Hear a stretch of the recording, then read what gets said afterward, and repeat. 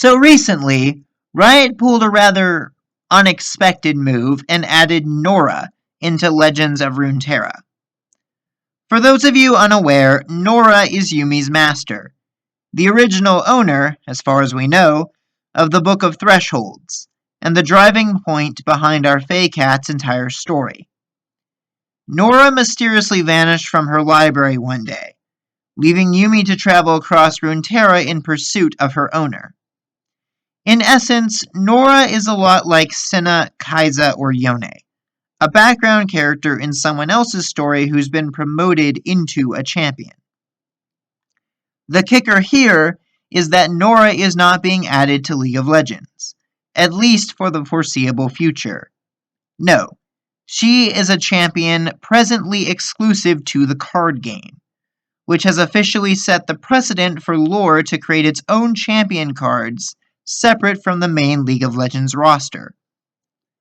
Now, I do have some mixed feelings about this, as we're not even halfway done incorporating League's massive roster into the game, but it does offer some interesting possibilities for what other characters in the world of Runeterra might be good fits for the card game. So today, let's take a look at some other possible LoR champions we might one day see coming to Legends of Runeterra. Raffin was first introduced in the Burning Tide storyline, as Miss Fortune's first mate. Since then, he's been a consistently reoccurring character in her story, always appearing to aid his captain when she needs it. Now, admittedly, Raffin would probably make more sense as a high-tier Miss Fortune follower card, and it kind of amazes me that he wasn't added as one when she came to the game. But you could make the same argument about Norra. Riot could have easily made her a high-tier Yumi follower, but instead elevated Norra to champion status. Besides, Raffin does feel like enough of his own character that he can feasibly have stories and arcs unrelated to Miss Fortune. He's often working in the background to help her consolidate power while she runs off on her own adventures. Also, he's secretly an author who goes by the pen name Stormlord, and that is just hilarious. Beyond that, Raffin's actually kind of a badass. He managed to survive fighting in at least 2 Harrowings, even after getting run through by freaking Hecarim. I definitely feel like anyone who can survive a killing blow from a champion deserves to be a champion in their own right. So by this point, I think we're all aware of just how amazing Riot's Arcane was, even if it currently falls into the weird situation of only being pseudo-canon to the main lore.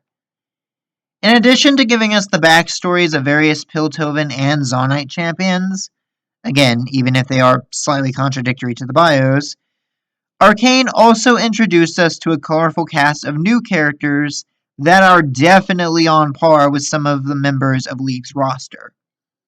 Hell, Silco himself was even added in TFT, despite his fate at the end of Season 1. So, why not give his right hand some love? People have been clamoring for Savika to appear on the Rift since she established herself in the show, especially after her badass bar fight with Vi. She's ruthless, she's determined, and she has a badass robot arm powered by Chemtech, complete with an extendable blade. The only issue is that we don't currently know what happened to Savika after Silco's empire fell. Maybe she's still around somewhere doing her own thing, and we can see that story explored more through the Legends of Runeterra card art. Or maybe she'll meet a tragic fate like her boss in Season 2. We'll have to wait and see, sadly, but Savika would make for a killer champion either on the Rift or on the board.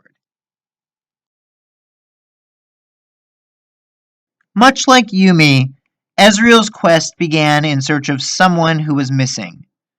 2 someones, to be exact. Ezreal's mother and father were both archaeologists and adventurers, which is what inspired their son to follow in their footsteps. They often left the boy in the care of his uncle while they were out exploring ruins and hunting for legendary artifacts. But they always came back home to share stories of their exploits with their son. until they mysteriously vanished on the hunt for the tomb of Nizuk, an ascended warrior responsible for all manner of powerful arcane creations. Ezreal followed after them, and eventually found the tomb, inside of which was a single magical gauntlet. From there, Ezreal took the gauntlet and began adventuring all over the world. His goal? To make himself known as the greatest explorer of all time, in the hopes that it would finally lead to a reunion with his missing parents. A touch deluded, perhaps, but what did become of them? Perhaps they simply died in their last expedition, as Ezreal's uncle believes, or maybe they really are out there somewhere. After all, who's to say that there's not a matching gauntlet to pair with the one Ezreal found? With Norra's fate finally being revealed to us in Legends of Runeterra, perhaps the same could finally happen with Ezreal's father, mother, or maybe both. Okay, so this one might be a little out there. Sitaka was a warrior queen of the Ascended Host. She was so fierce and noble that all the other god warriors respected and admired her, even after they became darkened. What's more, she was the original wielder of the Chalakar. You know, the big crossblade boomerang thing that Sivir carries? The Chalakar is a lot more than that, however. In Twilight of the Gods, we see that it's a powerful relic capable of inciting the moonfall, making it the antithesis to the sun disk in a sense. Needless to say, Sitaka must have really been something else to claim a weapon like that as her own. Now, the story goes that she fell in Acathia, fighting back the abominations of the void.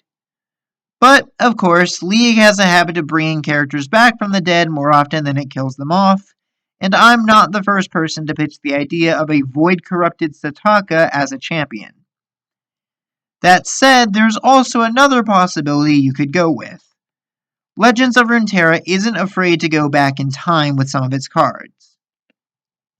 The Udyr we have is him shortly after returning from Ionia, as opposed to his current self in the timeline. Nar's followers are supposedly members of his tribe before they were all wiped out, and Nocturne's cards show him on the Shadow Isles, which is set before he makes his way to Fossbarrow and starts haunting Demacia. We could follow this logic and see a version of Sitaka set 1,000 years in the past, if Riot is so bold, as they're doing with Naganeka or some of the other Darkin. But either way, I think there's a lot of potential for this hero among heroes. So number one is a tie between two characters that have both thus far been pretty significant background characters with very similar roles. In the Freljord, people worship ancient elemental spirits that take the forms of animals. We have 3 of these spirit gods as champions already, with Ornn, Volibear, and Anivia. But we know there are others, and the 2 that get the most frequent references are the Iron Boar and the Seal Sister. Udyr has connections to both, able to harness the former and having been tested by the latter. Now, we do have a boar god in Legends of Runeterra already, although I don't quite think this is meant to be the Iron Boar. Honestly, the lore for Wrath of the Freljord is pretty vague, but I feel like if this really was meant to be one of the 4 main spirits that Udyr now channels, there would be a bit more pomp and circumstance to it. To that end, the Seal Sister is also pretty significant, as she's the only one of the spirits that we know of who directly seeks out interactions with humans. Either one would make for a great champion card, though if I had to pick one, I think I'd prefer the Seal Sister as a card. Maybe the Iron Boar could be added into League so that all of Udyr's spirits are in that game, while Seal Sister is LoR-Exclusive. Either way, we need to get these 2 gods as champions in some capacity. They're way too significant not to be added at some point down the road. So I wanted to bring this possibility up as a sort of honorable mention. In the League universe, there are 10 Ur-Demons, the oldest and most powerful of their kind. We know Fiddlesticks as the Ur-Demon of Fear, and Ashlesh as the Ur-Demon of Joy. That leaves 8 others to account for. And knowing how long champion development for League itself takes, we probably won't be seeing the rest of the group for a while. Unless a couple of them came to Legends of Runeterra, perhaps? With official confirmation that League itself is going to have to stop developing new champions, it'll be a wonder if we get all 10 Ur-Demons before that day comes. So why not relegate a few of them to the card game?